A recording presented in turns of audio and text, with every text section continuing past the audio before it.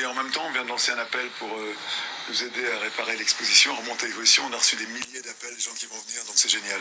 Vivre ensemble, en fin de compte, c'est presque le plus beau cadeau que m'ont fait ces gens pour montrer que vivre ensemble, ça existe, tout simplement. Oui, allô Stockholm? Ouais, je crois que j'ai retrouvé votre syndrome. Non mais en vrai, on a envie d'en rire parce qu'on se dit c'est pas possible, il y a forcément une part de cynisme ou d'ironie dans ce qu'il dit, il peut pas réagir comme ça aussi positivement. Alors c'est une force, hein, d'être capable de tant de philosophie, de prendre du recul sur soi, de se dire oui, c'est pas si grave. Ça, c'est une preuve de vivre ensemble. C'est pas définissable autrement que par le syndrome de Stockholm. C'est pas possible d'accepter, de tolérer qu'on se fasse massacrer son travail, mais par pure haine. Parce que précisément, le vivre ensemble n'existe pas, parce que ça ne marche pas. Hier, j'ai une amie qui me demandait comment c'est possible que les gens arrivent à un tel degré de violence, comment c'est possible qu'au lieu de manifester leur joie, ils manifestent leur haine et ils veuillent verbalement tuer des gens.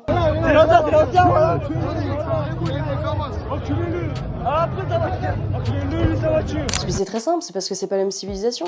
Genre ça fait des années qu'on alerte là-dessus. Ça fait des années que des politiciens un peu plus courageux que les autres alertent sur ce phénomène migratoire, mais qui n'importe pas que des personnes. Ça importe une idéologie, une culture, une civilisation, une religion. Quand on voit des jeunes français, bien blancs, qui vivent dans des pavillons et qui se comportent comme des racailles, mais c'est ça aussi le grand remplacement, la Nouvelle-France.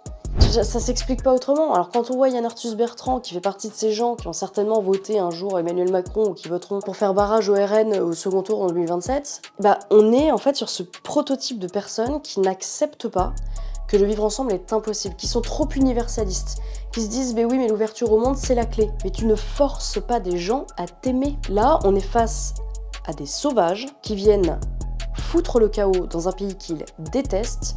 C'est comme un exutoire. Quand on entend le président algérien Tebboune qui dit « Vous gardez nos ressortissants, vous les gardez, tous ceux qui ont foutu la merde, tous les délinquants, les criminels, ils ne reviennent pas en Algérie parce qu'ils ne méritent pas de revenir en Algérie. » Mais ça veut tout dire. D'abord, c'est une humiliation, et ça on avait compris, merci. Mais ça veut aussi dire que dans son pays, il ne se comporterait pas comme ça. Et ça veut dire que ces gens sont tout à fait conscients de ça. Et qu'en France, ils savent qu'ils seront impunis. Ils peuvent faire ce qu'ils veulent. Le mec dans sa voiture qui se fait fracasser sa bagnole, qui risque de mourir. Quand on voit des mecs qui balancent de l'essence sous une bagnole pour foutre le feu, pour moi c'est un attentat. Mais ce ne sera jamais qualifié comme tel. Parce qu'on est toujours oui, non mais vous comprenez, non mais c'est la joie qui déborde. Quand on a un ministre de l'Intérieur, Laurent Nunez, j'ai rien contre lui personnellement, mais là quand même, qui nous explique dans la même interview que la rave party, oui mais vous comprenez, quand il s'installe, on peut pas les déloger, c'est compliqué.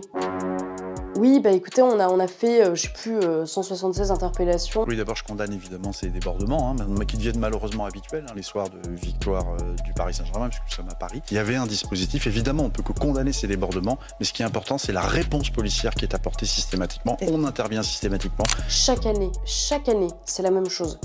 L'année dernière, à la même date, ça s'est passé exactement comme ça. Vous faites comme vous voulez, hein. Moi je suis pas ministre de l'Intérieur, je n'ai aucune responsabilité politique, aucune connaissance dans ce domaine, mais faut arrêter de nous prendre pour des bus quoi. On savait très bien que ça se passerait comme ça, et on n'a rien fait. On est un état faible, on est en train de se faire bouffer, et on a un mec comme Yann Arthus Bertrand qui explique que c'est ça, le vivre ensemble, mais parfait. Mais si c'est ça le vivre ensemble, mais parfait, mais on n'a plus rien à faire nous, hein. Dans la tourmente, anatomique. Enfin bref. Dommage, elles étaient jolies ces photos.